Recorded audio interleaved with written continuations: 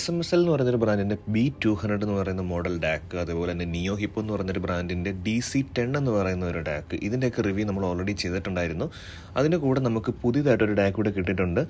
Duke audio എന്ന് പറയുന്ന ബ്രാൻഡിൻ്റെ K5 എന്ന് പറയുന്നൊരു മോഡൽ ഡാക്കാണിത്. ഇതൊരു ഹെഡ്ഫോൺ ഡാക്കാണ്. അപ്പോൾ നമുക്ക് കാനഡയിൽ എത്തിയതിനു ശേഷം നമുക്ക് കിട്ടുന്ന 11ാമത്തെ റിവ്യൂ യൂണിറ്റും, അതുപോലെ തന്നെ ഇവിടെ വന്നിട്ട് നമുക്ക് ആദ്യമായിട്ടൊരു പ്രൊഡക്റ്റ് അയച്ചു തന്ന ബ്രാൻഡ് തന്നെയാണ് ഡ്യൂക്ക് ഓഡിയോ. ഇപ്പോൾ അവരുടെ തന്നെ ഒരു ഡാക്കാണ് ഇപ്പോൾ നമുക്ക് റിവ്യൂ ചെയ്യാനായിട്ട് കിട്ടിയിട്ടുള്ളത്.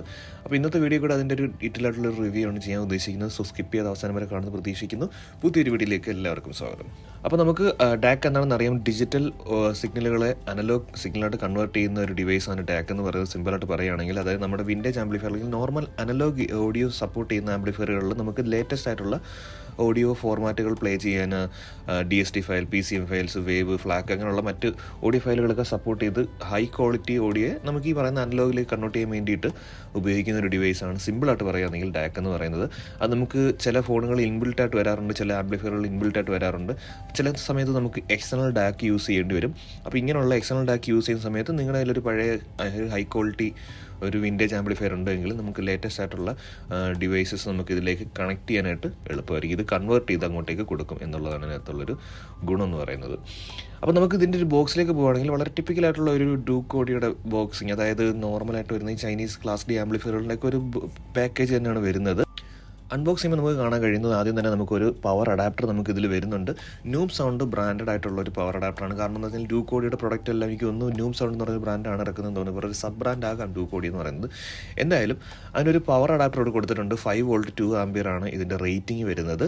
അപ്പം നോർമലി നമ്മളിപ്പം ഡാക്ക് യൂസ് ചെയ്യുകയാണെങ്കിൽ നമ്മൾ നേരത്തെ റിവ്യൂ ചെയ്ത ഡാക്കിനൊന്നും പവർ അഡാപ്റ്റർ വന്നിട്ടുണ്ടായിരുന്നില്ല. കാരണം അത് വർക്ക് ചെയ്യുന്നത് നമ്മുടെ USB നിന്നുള്ള 5 വോൾട്ട് തന്നെയാണ് അത് യൂസ് ചെയ്യുന്നത്. അപ്പോൾ ഈ ഒരു ഡാക്കിൽ നമുക്ക് SPDIF ഇൻപുട്ടും വരുന്നുണ്ട്. അപ്പോൾ ആ ഒരു ഇൻപുട്ട് യൂസ് ചെയ്യുന്ന സമയത്തോ അല്ലെങ്കിൽ നമ്മൾ ഈ ഡാക്ക് ഫോണിൽ കണക്ട് ചെയ്യുന്ന സമയത്തോ ഇത് വർക്ക് ചെയ്യാനുള്ള 5 വോൾട്ട് സപ്ലൈ നമുക്ക് എങ്ങൊന്നും എടുക്കാൻ പറ്റില്ല. അപ്പോൾ അതിന് വേണ്ടിയിട്ടാണ് ഈ ഒരു 5 വോൾട്ട് പ്രത്യേക ഒരു അഡാപ്റ്റർ കൊടുത്തിട്ടുള്ളത്. 2 ആംപിയർ എങ്കിലും മിനിമം വേണം.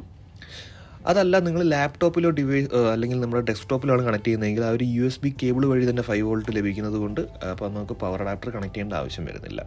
പിന്നെ നമുക്ക് ബോക്സിൽ വരുന്നതെന്ന് പറഞ്ഞാൽ ഒപ്റ്റിക്കൽ ഫൈബർ കേബിളാണ്. അത് നമുക്ക് SPDIF ഓഡിയോ ട്രാൻസ്ഫറിന് വേണ്ടിയിട്ട് ഇവരിവിടെ ഉപയോഗിച്ചിരിക്കുന്ന ഒപ്റ്റിക്കൽ കേബിളാണ്. USB കേബിൾ അല്ല, നമ്മുടെ RCA കേബിൾ അല്ല ഉപയോഗിച്ചിട്ടുള്ളത്.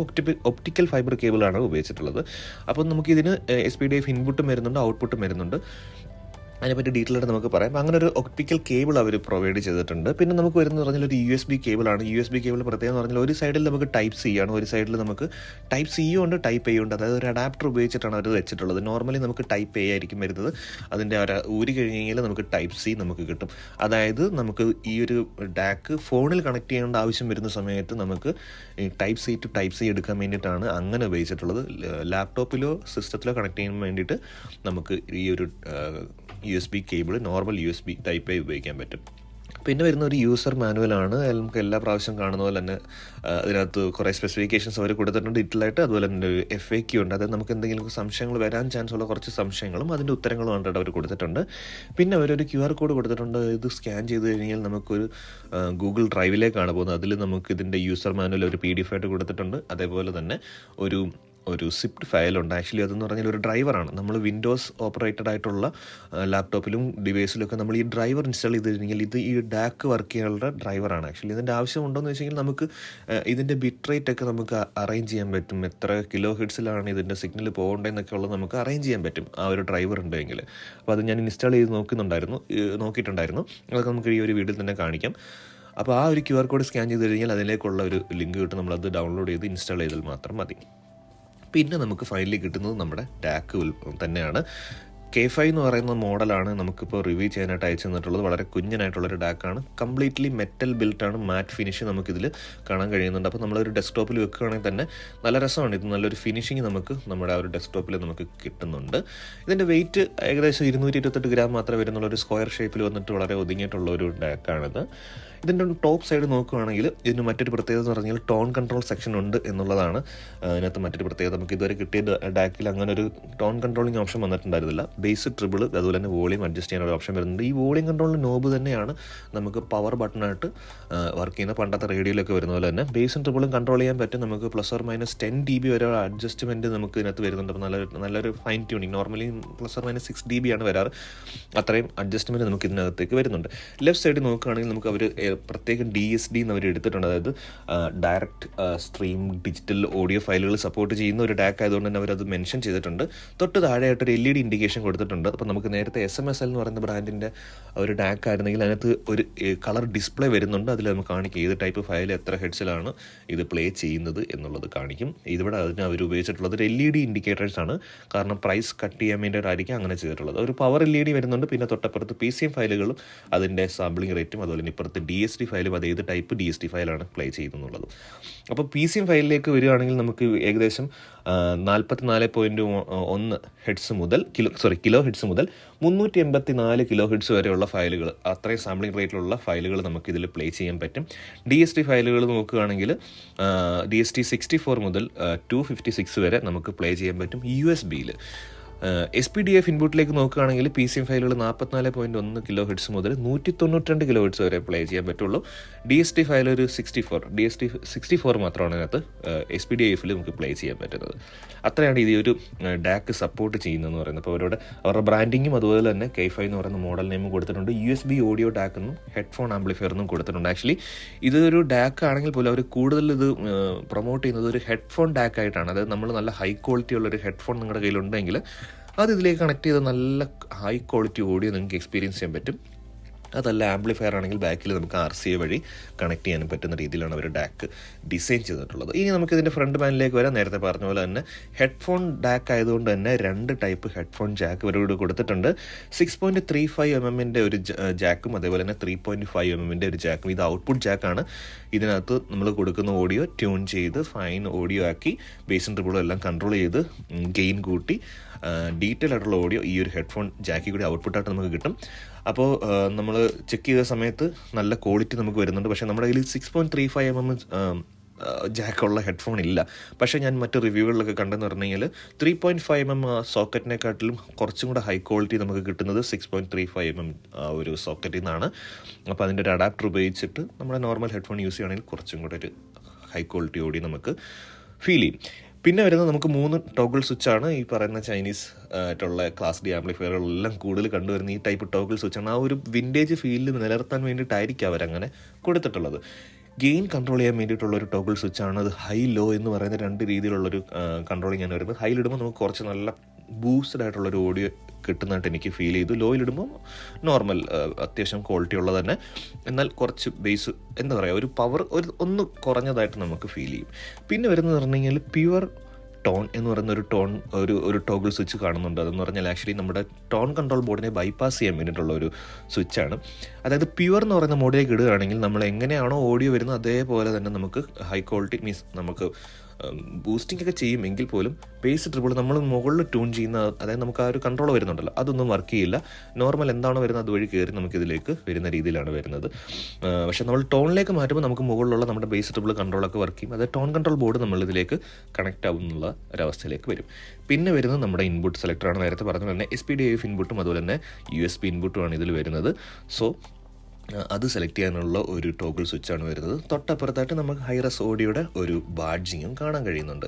ഇനി ഇതിൻ്റെ ബാക്കിലേക്ക് വരികയാണെങ്കിൽ ഇതിനകത്ത് നമുക്ക് 2 ഇൻപുട്ടുകളുണ്ട്. നേരത്തെ പറഞ്ഞു SPDIF ഇൻപുട്ടും ഉണ്ട്, USB Type-C ഇൻപുട്ടും വരുന്നുണ്ട്. അതുപോലെ തന്നെ SPDIF-ൻ്റെ ഔട്ട്പുട്ടും വരുന്നുണ്ട്. നമുക്ക് ഇതിന്ന് ഔട്ട്പുട്ട് എടുത്ത് നമുക്ക് മറ്റ് ആംപ്ലിഫയറിലേക്ക് കണക്ട് ചെയ്യാൻ പറ്റും. പിന്നെ ലൈൻ ഔട്ട് വരുന്നത് RCA സോക്കറ്റ് വഴിയാണ് ലൈൻ ഔട്ട്പുട്ട് വരുന്നത്. പിന്നെ 5 വോൾട്ട് നമ്മൾ നേരത്തെ പറഞ്ഞാൽ അഡാപ്റ്റർ കണക്ട് ചെയ്യാനുള്ള ഒരു സോക്കറ്റും കൊടുത്തിട്ടുണ്ട്. ഡൂക്കോഡിയുടെ വെബ്സൈറ്റും മെയ്ഡ് ഇൻ ചൈന എന്ന് മെൻഷൻ ചെയ്തിട്ടുണ്ട്. ചെറിയൊരു കുഷനുള്ളൊരു ബുഷും അടിയിൽ കൊടുത്തിട്ടുണ്ട്. വളരെ സിമ്പിളായിട്ടുള്ളൊരു ഡാക്കാണ് ഇവിടെ കാണാൻ കഴിയുന്നത്. ഈ K5 എന്ന് പറയുന്ന ഈ ഒരു ഡാക്ക് പവർ ചെയ്തിരിക്കുന്നത് ESS9038Q2M എന്ന് പറയുന്നതും അതുപോലെ തന്നെ SA9312 എന്ന് പറയുന്ന 2 ഡാക്ക് ചിപ്പുകൾ കമ്പൈൻ ചെയ്തിട്ടാണ് ഇത് ഇവരിവിടെ ഉപയോഗിച്ചിട്ടുള്ളത്. അത്യാവശ്യം നല്ല ക്വാളിറ്റിയുള്ള ഡാക്ക് ചിപ്പുകളാണ്. അത്യാവശ്യം നല്ല ഔട്ട്പുട്ട് നമുക്കിതിന്ന് ലഭിക്കുന്നുണ്ട്. ഞാനിത് നമ്മുടെ സിസ്റ്റത്തോട് കണക്ട് ചെയ്ത് നമ്മുടെ ക്ലാസ് ഡി ആംപ്ലിഫയറിൽ കണക്ട് ചെയ്ത് അതേപോലെ തന്നെ നമ്മുടെ ബുക്ക് ഷെൽഫ് സ്പീക്കേഴ്സിൽ കണക്ട് ചെയ്താണ് ചെക്ക് ചെയ്ത് നോക്കിയത്. അപാര ക്വാളിറ്റിയാണ്. അപ്പം ഈ SMSL-ൻ്റെ ഡാക്കും അതുപോലെ നിയോ ഹിപ്പയുടെ ഡാക്കും വെച്ച് കമ്പയർ ചെയ്യുന്ന സമയത്ത് ഈ പറഞ്ഞ പോലെ ഇതിനകത്ത് ബേസ് ട്രിബിൾ കൺട്രോളും ഹൈ ഗെയിൻ അഡ്ജസ്റ്റ് ചെയ്യാൻ ചെയ്യാനുള്ള ഓപ്ഷനൊക്കെ ഉള്ളതുകൊണ്ട് തന്നെ അതിൻ്റെ ഒരു മെച്ചം നമുക്കിതിൽ കാണാൻ കഴിയുന്നുണ്ട്. കുറച്ചും കൂടെ എന്താ പറയുക ഗെയിൻഡ് ആയിട്ടുള്ളൊരു ഓഡിയോ നമുക്ക് ഇതിൽ നിന്ന് കിട്ടുന്നുണ്ട്. നിങ്ങൾക്ക് താല്പര്യമുണ്ടെങ്കിൽ തീർച്ചയായിട്ടും നമുക്ക് ഈ 3 ഡാക്കിൻ്റെ കമ്പാരിസൺ വീഡിയോ നമുക്ക് തീർച്ചയായിട്ടും ചെയ്യാവുന്നതാണ്. ഇനി നമുക്ക് ഇതിൻ്റെ കുറച്ച് സാമ്പിൾ ഓഡിയോസ് ഒക്കെ ഒന്ന് പ്ലേ ചെയ്ത് നോക്കി ഓഡിയോ ക്വാളിറ്റി ചെക്ക് ചെയ്തതിനു ശേഷം വീഡിയോ വൈൻഡ് അപ്പ് ചെയ്യാം. നമ്മൾ ഡാക്ക് കണക്ട് ചെയ്തിട്ടുണ്ട്. നമ്മുടെ ലാപ്ടോപ്പിലാണ് കണക്ട് ചെയ്തിട്ടുള്ളത്. USB ത്രൂ ആണ് കണക്ട് ചെയ്തിട്ടുള്ളത്. USB ഇൻപുട്ടാണ് ഇട്ടിട്ടുള്ളത്.